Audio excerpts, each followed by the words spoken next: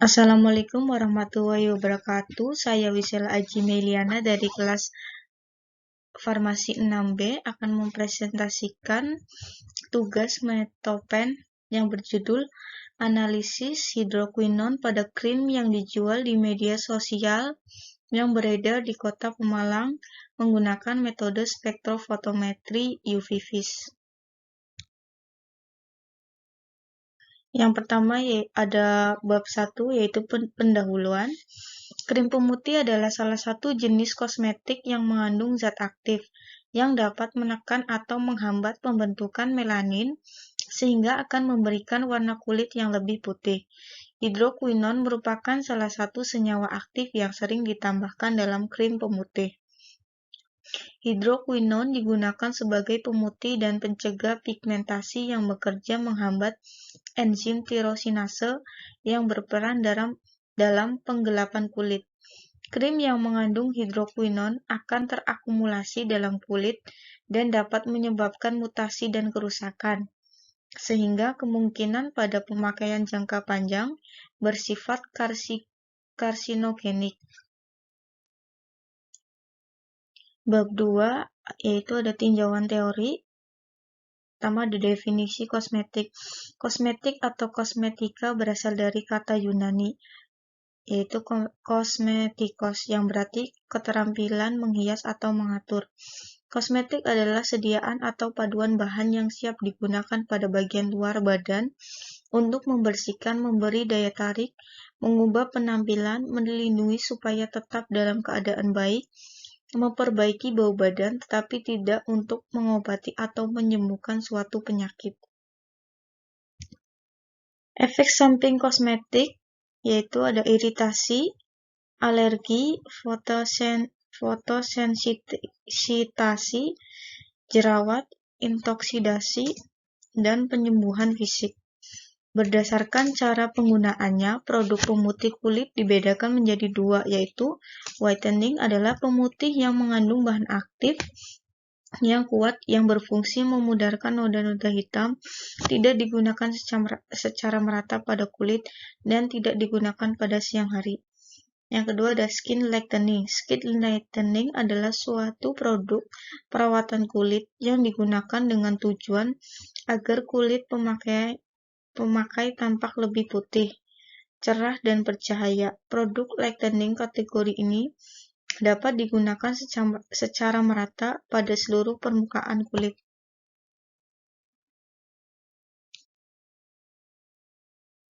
Efek samping penggunaan hidroquinon menurut Dr. Retno Iswari, penggunaan hidroquinon dalam kosmetik dapat merusak kulit. Saat pertama menggunakan krim pemutih, hasilnya memang memuaskan. Kulitnya yang semula agak gelap berubah menjadi terang. Namun, lama-kelamaan kulit akan terasa panas dan memerah. Pemakaian hidroquinon dalam kosmetik dapat membuat kulit malah kusam dan timbul bercak-bercak hitam. Ini karena tidak semua melanosit hancur oleh hidroquinon. Sisa-sisa melanosit yang tidak hancur akan membentuk pertahanan hingga kebal terhadap hidroquinon. Kulit merupakan selimut yang menutupi permukaan tubuh dan memiliki fungsi utama sebagai pelindung dari berbagai gangguan dan rangsangan luar. Kulit tersusun atas 3 lapisan utama, yaitu yang pertama ada epidermis, kedua ada dermis, dan yang terakhir ada hipodermis. Jenis kulit wajah. Yang pertama ada kulit normal, kulit berminyak, kulit kering, kulit sensitif, dan kulit kombinasi. Kemudian ada spektrofotometer UV-Vis. Adalah pengukuran secara serapan cahaya di daerah ultraviolet 200 sampai 300 nanometer dan sinar tampak 350 sampai 800 nanometer oleh suatu senyawa.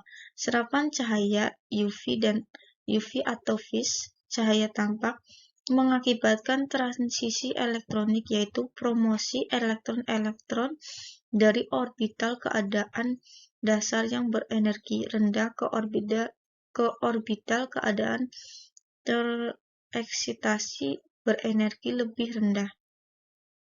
Prinsip kerja spektrofotometer adalah penyerapan cahaya pada panjang gelombang tertentu oleh bahan yang diperiksa. Tiap zat memiliki absorbansi pada panjang gelombang tertentu yang khas. Jenis-jenis spektrofotometer ada dua, yaitu single beam dan double beam.